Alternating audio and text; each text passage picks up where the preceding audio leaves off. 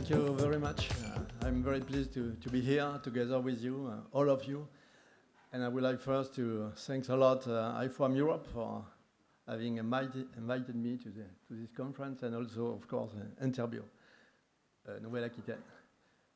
En fait, je vais faire ma présentation en anglais étant donné l'audience internationale du Congrès. Yeah, I am not the president of the IFOAM Europe. So I'm dealing with research on human nutrition and relation with health for decades and decades, and all my career was made at the INSERM, the National Institute for Health and Medical Research in France, and I'm still a member of a Cardiovascular and Nutrition Research Center in the Faculty of Medicine in Marseille. As a citizen, I am also a member of the coordination of the Organic Food System program. It is an international network, and also a member of the UN Sustainable Food System program. So I will deal with you today on the health benefit of organic food consumption, the end stage of the organic food system.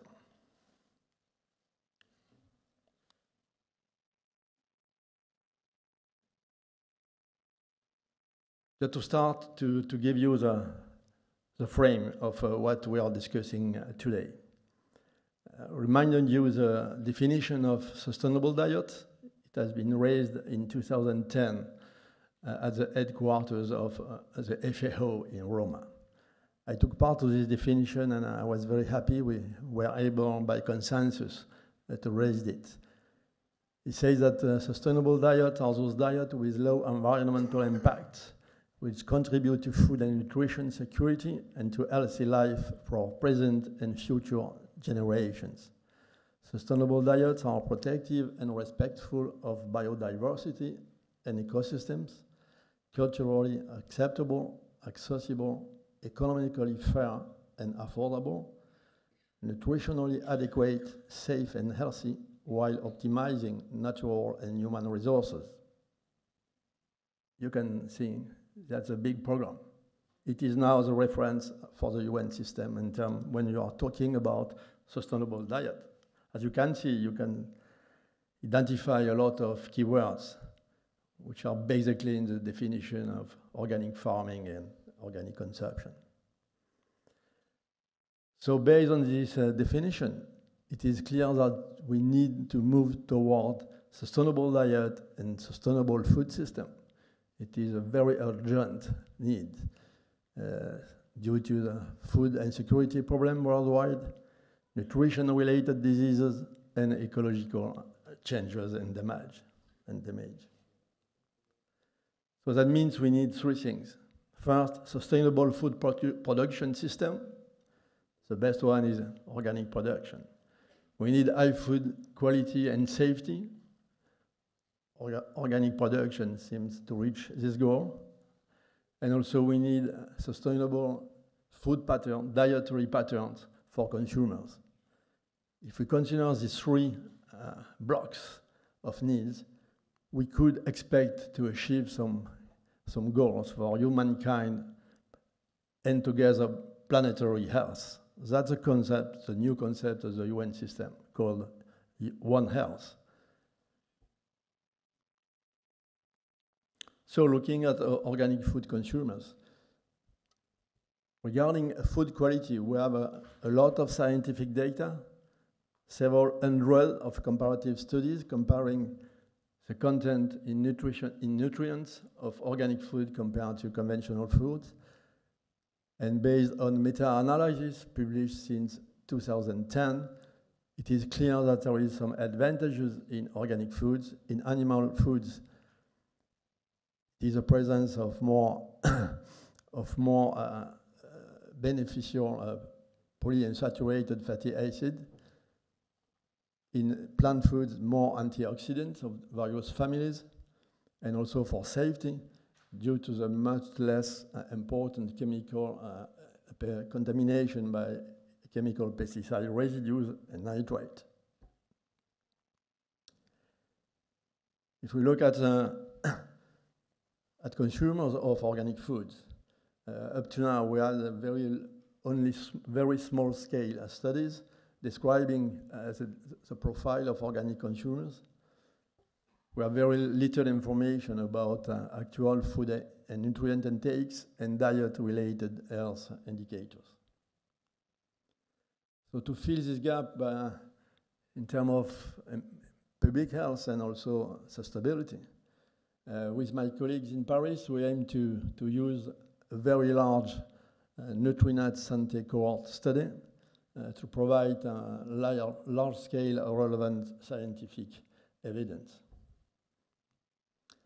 So to this end, we used the French Nutrinet Santé cohort study. It has been launched by my colleagues in Paris. They are experts in epidemiology and nutrition.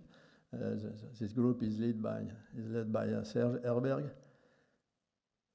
The two aims of this big study is to investigate the relationship between nutrition, lifestyle, and health outcomes in a large adult cohort, and also to study the role of various determinants of dietary behaviors and nutritional status and their interactions.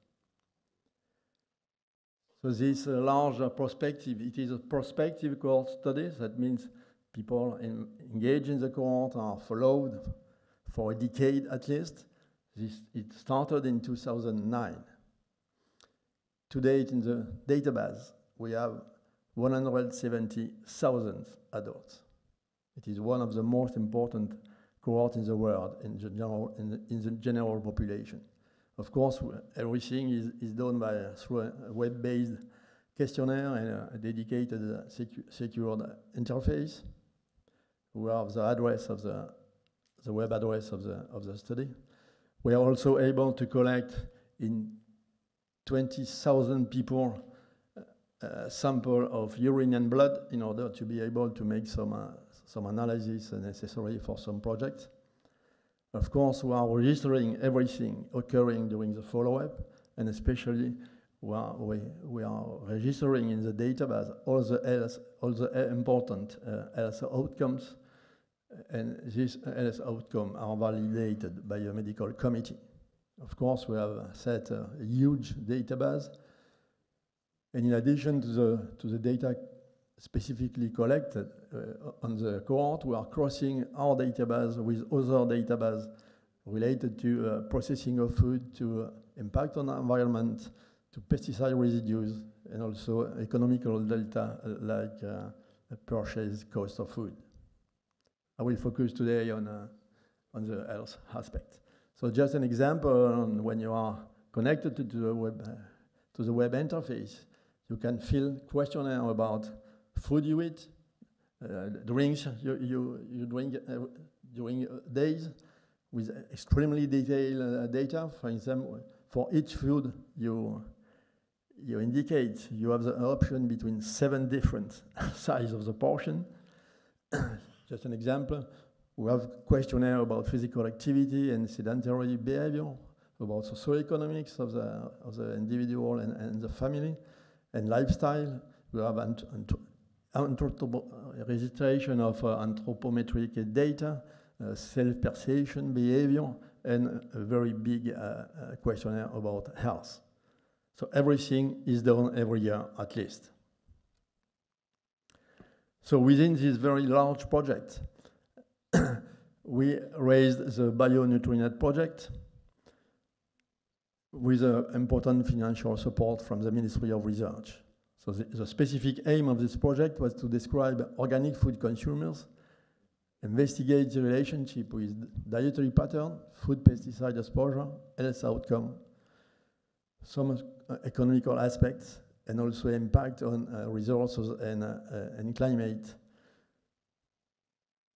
Of course, my colleagues, which are experts in epidemiology, are using the state-of-the-art epidemiological tools to deal with the huge data and treatment, modelings also. And we were able to publish more than 20 scientific papers since our first one. So the study started in 2009 with a first questionnaire where people were asked to say if they eat never, occasionally, or very frequently organic foods from 16 groups. Based on this data and the general data of the cohort, we are able to publish a first scientific publication in 2013. Then, based on this first observational data, we are able to raise a very big multidisciplinary project. It was funded by the Ministry of Research. This made us able to raise a second questionnaire with much more details on 264 food items with 5 different levels of organic consumption from 0 up to almost. And so as listed at right, we published in the most important nutrition journals and also health journal and also general journals in epidemiology and even Nature. So this bionutrient project is coordinated by my colleague Emmanuel Casguillot from the group in Paris, and all the data have been treated by the consortium. So just regarding lifestyle, a short summary of what we found regarding regular organic consumers compared to no consumer of organic food. In general, they are women. These people have very low income. They less report a restrictive diet to lose weight. They generally have a higher education level. There are no smoking people, and they have a higher level of physical activity. From the standards we know, that's a healthier lifestyle profile. Regarding diets, that's an example of the last study we performed. We divided the cohort of almost 30,000 people in 5 groups, from Q1 with no consumption of organic food up to Q5 with the most regular consumption of organic food. Approximately 70% of foods was organic in Q5. As you can see, the type of food consumed is very different. If you go from Q1 to Q5, on the left, you have the animal foods, and you can see that there is a marked decrease in the consumption of meat, of processed meat, to a lesser degree to poultry meat, but no change for seafood and also eggs. It is not mentioned here. But if you look at right, regarding all of the plant foods, there is a marked increase in the consumption of plant foods. It is the case for vegetables, including foods, for fruits, including fruit juice, for nuts, and for legumes. So from the different approaches we are devoted to the diet of organic food consumer, it is absolutely clear that the intake of all foods of plant origin increase when increasing the contribution of organic foods in the diet. And a reverse trend was observed for basically all animal foods except eggs and seafoods. This includes also a decrease in cookies, in fast food, and soda. We are also able to calculate 2 dietary scores, and in the 2 cases, the score of quality increased when increasing the proportion of organic foods in the diet. One score was devoted to the adherence to the official French recommendation, and the second score was related to the adherence to the recommended intake for a variety of nutrients and fiber. Based on the database we have about the content, the nutritional content of 3,000 foods in France, we are able to calculate it based on the food consumptions of the subject, they intake in nutrients. And the good news is that we found for regular consumers of organic foods that for important nutrients, they have a significant increase in intake, in daily intake of these nutrients. It is the case for polyunsaturated fatty acid and especially the N-3 fatty acid. For a lot of vitamins, vitamin C, E, B9, beta-carotene, for some minerals, magnesium and iron, and a very important increase in dietary fibers. because they are using less refined products. So the conclusion was that organic consumers have a better, healthier diet. Of course, look also at the contamination of the subject eating or not organic foods. To that purpose, from the thousand and thousand people in the cohort, we selected 150 organic consumers with a high level of organic consumption, close to 70% of organic foods. We match people by people, these organic consumers, with 150 non-organic consumers. It was about 3% organic food in their diet. They were matched on all characteristics we have in the database, including the type of food consumed. This was to be able to evaluate the direct impact of organic versus no organic on contamination. Thanks to the sample of urines collected, we are able to analyze the residues of pesticides of two very important families, the organophosphorus and the pyrethroid family. In the two occasions, you can see that there is a significant difference, between the two groups. In red, conventional; in green, organic consumers. On the left, organic phosphorus metabolite, and on the right, pyrethroid metabolites. So clearly, the conclusion of this work is that an organic-based diet reduces exposure to organophosphorus and pyrethroid metabolism. This is logical, because we know that the content of this pesticide in the organic food is much lower, but it is important to demonstrate that the consequence is this one. In fact, this finding is not alone. We have already 7 studies of this type published in the world, showing that people having a regular diet based on organic foods have a significant reduction, sometimes by 90%, in the residue of pesticide in urine. So, of course, after this preliminary data, we aim to look at the relationship between an organic consumption and the occurrence of diseases. Of course, we started with overweight and obesity because it is the first step of the pandemic. There is not only the COVID pandemic. Worldwide, according to the WHO, there is a worldwide pandemic in overweight and obesity. So we performed the first observational cross-sectional study.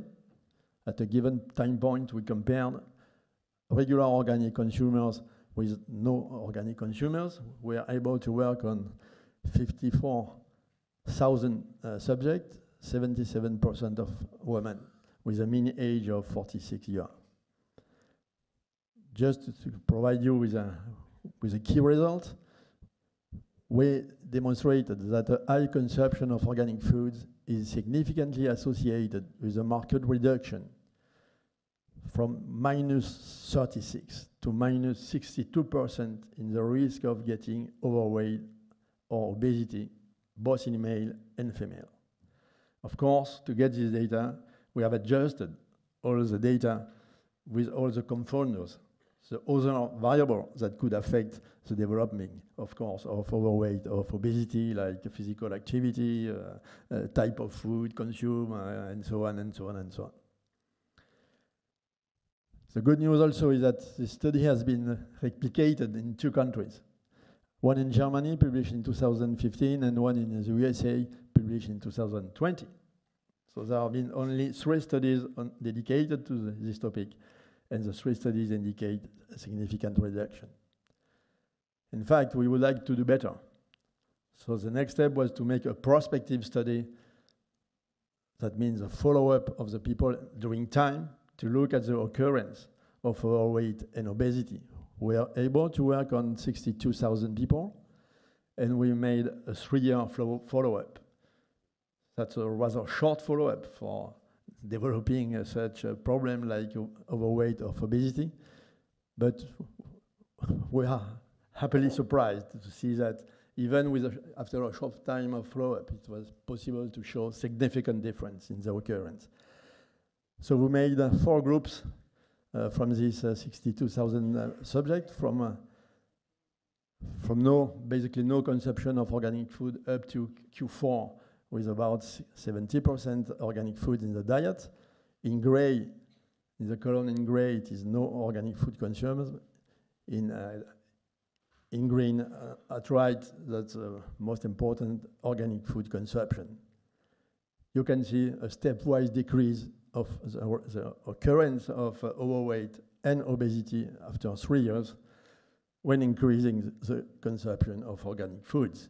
If you compare the two extremes, there was a significant reduction by 23% in the risk of overweight and 31% in the risk of getting obese.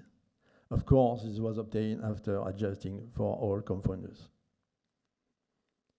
So, in terms of interpretation of the data, it is clear that we observe there that increasing the consumption of organic foods after adjustment is strongly shows prospective effects on the risk of developing overweight and obesity. So after this observation, we moved to the next step in terms of pathology. The next step is the risk of cardiovascular disease. Because we know that when you get obesity, central obesity especially, we have a big chance to get hypertension, to get a disturbance in the metabolism of glucose and lipid metabolism, which is the first step of the increasing risk for cardiovascular disease. So to do that, we need to look at the metabolic syndrome. It is a combination of all these aspects, and it is a case for 20% of the French population. So we made 3 groups: no organic food consumption, occasional consumption or regular organic consumption. And comparing the two extremes, there was a significant difference by 31% in the reduction of the risk to get a metabolic syndrome. So that means that in terms of public health, it's a reduction from 20% of the population to 12% of the population. It is a major public health impact. So the next step, if nothing is done, is type 2 diabetes. In France, by now, there is more than 5% of the adult population with a type 2 diabetes. It is also, according to the WHO, a worldwide epidemic of type 2 diabetes. So we are able to work with more than 30,000 people with a mean age of 53 years. And we had a follow-up of 4 years for that, and we identified almost 300 new incident cases of type 2 diabetes. We made 5 groups to compare no organic consumption, Q1, up to Q5 with most organic food consumption. You have the figure of the data, the main data at right. And from the second group of second level of consumption of organic food up to the most important, we got a significant reduction in the risk of getting a type 2 diabetes in 4 years. When comparing the two extreme groups, we found a reduction by 35% of the risk of getting a type 2 diabetes after 4 years.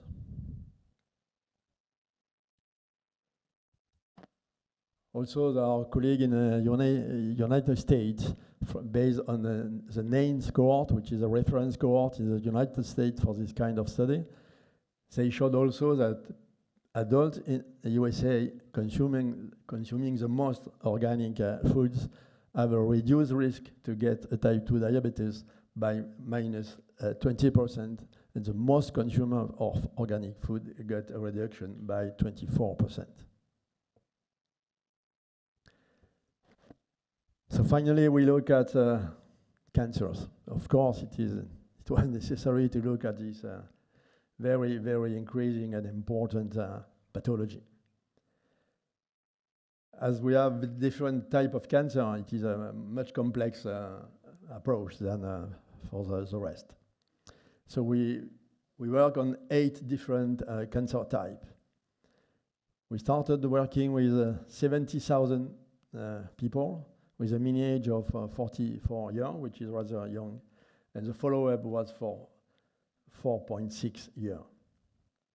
We made 4 groups based on organic food consumption, from the left, no organic food consumption, up to the right, Q4, with about between 60 and 70% of organic foods. Of course, we adjusted all the data with all confounders that could play a role in getting a cancer.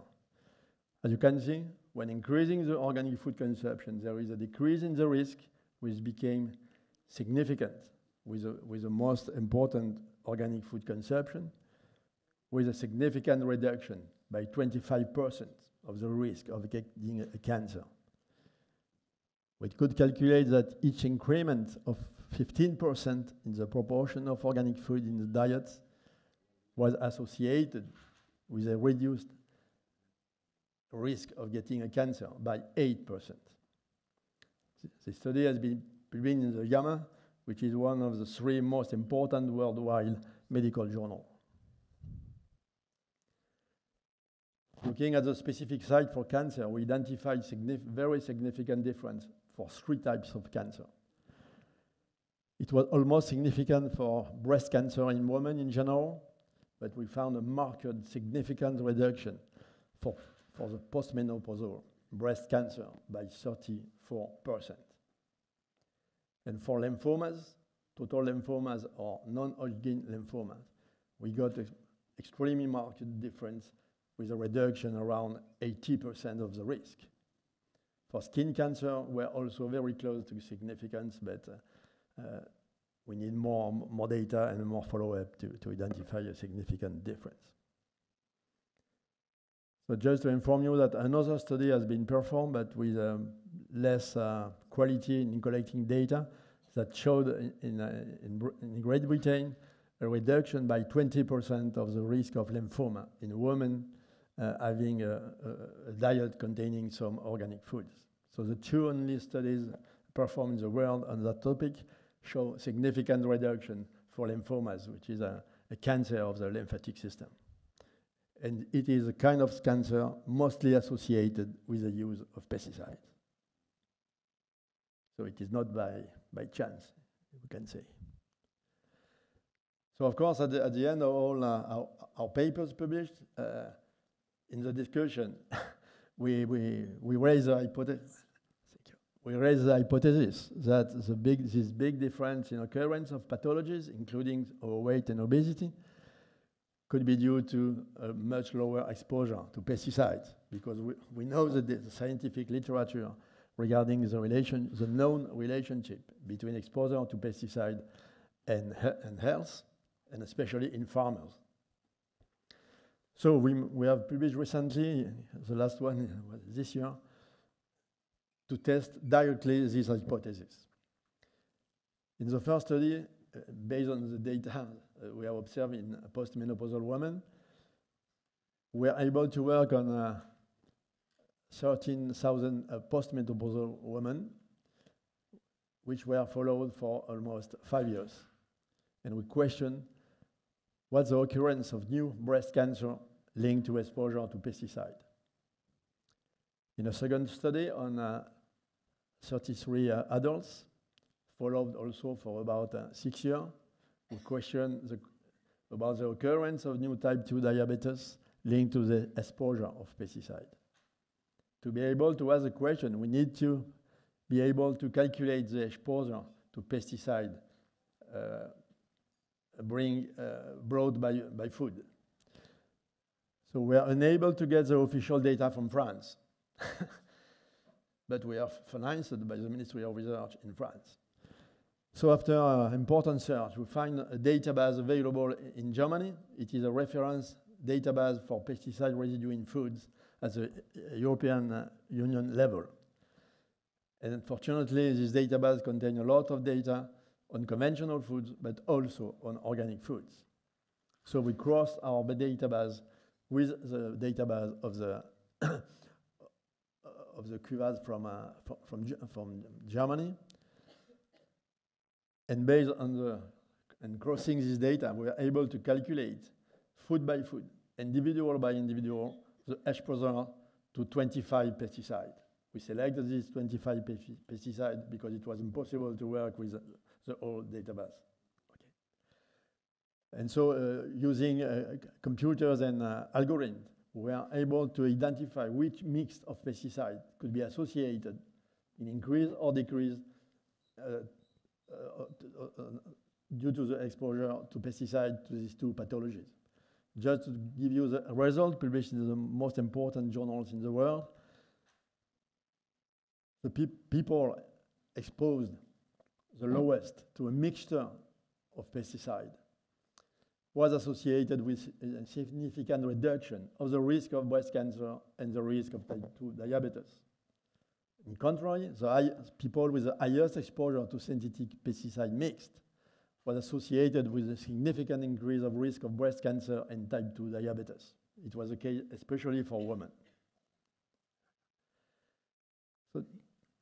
So I will skip data just to finish because I am under pressure. We're also crossing with another database on the environmental impact of food production. We're able to calculate the impact on greenhouse gas emission, energy use, and land use for producing the diet of this subject. We made 5 groups. In gray, no organic foods.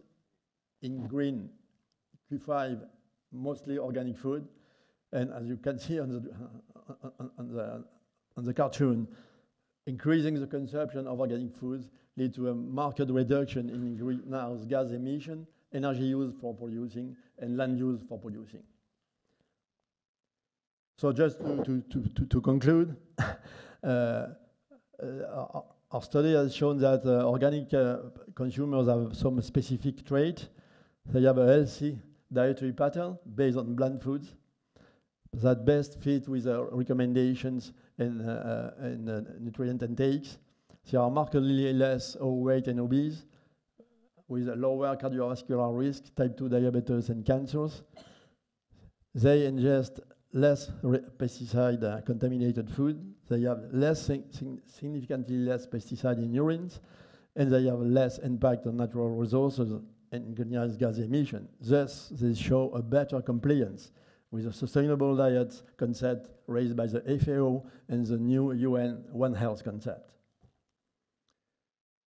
Just to inform you that in France, the new recommendation recommend now for plant food, which are the most contaminated food by pesticide, to favor organic foods from plant origin. We calculated the impact and published in Nature this paper showing that if French adults adhere to the new French recommendation, you will indeed reduce, of course, animal foods. We will markedly increase plant foods. We will increase a lot the organic share of foods. You will promote health by reduction the rate of death at a national level.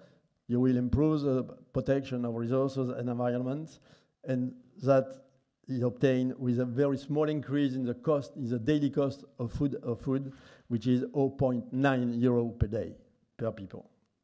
So just to remind that we are just not just thinking to our colleague Hippocrates 24 centuries ago. He discovered, before us, of course, clearly, that the diet is very important for conserving health. That the interaction between genetics and the type of food, natural or processed, is an important thing. But also that we need to make exercise. But as a combination of exercise and a good diet could be good if you make a proper attention to the season of the year, the change of the wind, the age of the individual, and the situation of his home. So please don't forget that.